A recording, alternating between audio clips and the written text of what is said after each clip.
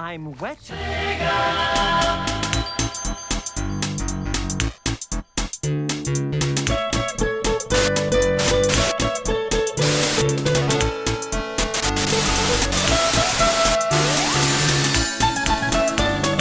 I am an adult who paid adult money to watch this children's movie for children, and I'm now making a video about said children's movie for the purpose of entertaining adults.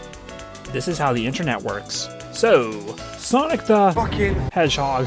This movie has kind of been a long time coming. The first big reveal was all the way back in 2014 when the project was announced to be in the works at Sony. We found out some more details during that big Sony leak late 2014 because of the interview. Yeah, remember that shit? We knew the CG would be handled by Sonic veterans Blur Studios and Marza Animation Planet, both of which have done CG cutscenes for the actual Sonic games. After that, Nintendo announced Detective Pikachu for the 3DS in Japan, and then later that year, the movie was announced. I am only bringing this up because way too many people assumed the Sonic movie was made to cash in on Detective Pikachu. It wasn't, it was just poor timing. And then silence. For 2 years. We found out that Tim Miller, who directed Deadpool, would be producing, and then silence again. And then the movie was moved to Paramount. And then more silence. Finally, December 2018 came, and what the fuck is that? I could go more into the redesign process and everything, but that's all been very well documented. Shout out to Tyson Hesse, who is credited with helping lead the redesign. For those who don't know about Tyson, he first came into notoriety back in the late 2000s, early 2010s with his parody comics Hedgehog the Sonic. It's the comic where Nipples the Enchilada came from. He then was hired to do work for the official Sonic comics at Archie and IDW before being chosen to do animations for Sonic Mania and various official web shorts. Never give up on your dreams, kids. So here we are, the movie is out and ready to be watched by fans and families. I do just want to set the stage here so that all expectations are clear. In terms of media outside of games and comics, Sonic's history has been somewhat mixed. Cartoon-wise is Adventures of Sonic the Hedgehog, a wacky 90s cartoon comedy. It doesn't have much to do with the games, but is still a fine watch for kids and nostalgic us's. Side AM is typically regarded as the best show for its darker tone, a lot like the adventure-era games that would follow. There's Sonic Underground, which sure does exist. Sonic X, the most well-known, and the one that nobody can really agree on whether or not it was actually good. I think it's fine. Sonic Boom, you've no doubt seen out-of-context clips of it floating around the internet. Ooh, let me see! Oh wait, I can't read. It's another animated sitcom, but with Sonic characters, and it's probably the second best of the shows after Sat AM. For movies, there's, well, the Eddie LeBron fan film. You've let your pride get the best of you. Death!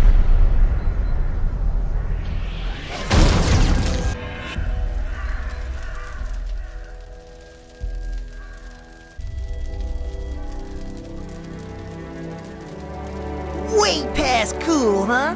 No. And then there's the big one, the OVA.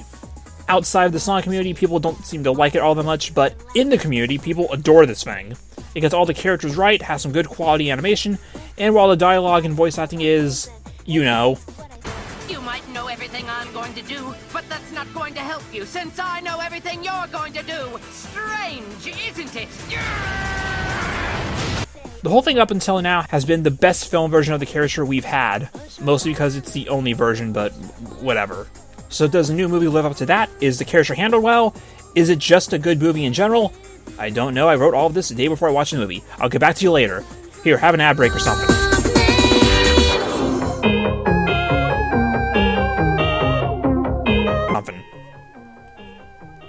Okay, I'm back from the Hedgehog movie.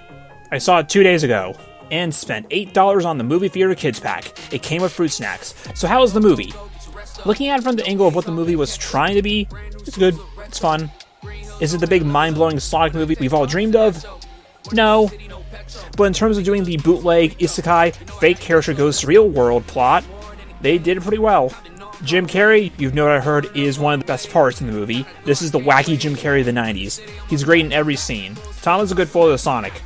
You could have had him be the super straight man and want nothing to do with this, but since he's a cop and wants to make a big change from the small-town babysitter to actual life-saving hero, he's mostly on board with it.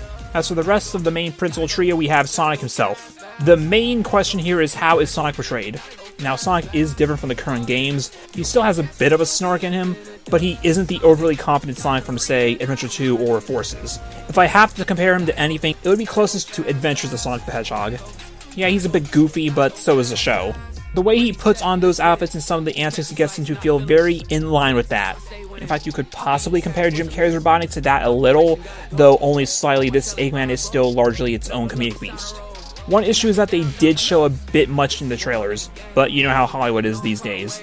The main plot revolves around Sonic and Tom having to reclaim Sonic's rings, which behave more like the special stage rings in Sonic 1, their transports, after they get warped there by accident. All while avoiding Robotnik's drones. I like how his robots are meant to look like generic drones, and yet his tech here feels more unique than what we got in Forces. It's a very straightforward plot, the emotional crux being how Sonic has largely been alone on Earth for 10 years. He has no friends, which, for most Sonic fans, is very relatable, a true pro-gamer move on the writer's part. And if he has to leave Earth, he'd be even lonelier. You could argue that isn't like Sonic for him to be lonely and all, but thinking on it for a second, it does actually hit one of the core themes of the game. Sonic games have always emphasized teamwork. Ever since Sonic 2, we've had Sonic working together with Tails. The adventure-era games always had multiple characters coming together in the end. Heroes was literally all about the real superpower of teamwork! And in the modern games, it's always been a friend character to grasp onto like Chip, or the Avatar character. It may have been unintentional, but by making the movie about friendship, they've managed to hit one of the core themes of the games. Good on them. After that, there are some Easter eggs here and there. I didn't see too many, but they're there. As for non-fans, my theater did have a good chunk of kids and families, you know, the actual demographic for this movie, and they all seem to have a great time. The movie felt like a product of the 90s, which, yeah, Sonic is, so it works. It really felt like a movie that would have been made back then, aside from the CG. Sonic probably would have been a puppet and wouldn't have been able to do some of the things he does here. There's a great scene in a bar, probably the highlight of the movie for me. There's some weird Olive Garden product placement, though they never actually go to an Olive Garden. It's product placement that feels like a punchline to me most of the time instead of actual product placement. Though it will still baffle me that Sonic has never done a cross-promotion with Sonic that literally writes itself, come on. I guess Hooters paid more money, whatever. Also, you probably heard by now that there are 2 post-credit scenes. Though technically there aren't, there's a pre-credits tag and then a mid-credits scene. What is it? Not telling you, but whatever it is you think they're gonna tease, you're probably right, that's exactly what they're gonna tease. So that's a Sonic movie, a quick, fun, harmless movie. Nothing mind-blowing, but a decent family romp. Kids will love it, and it does have something for most everyone else.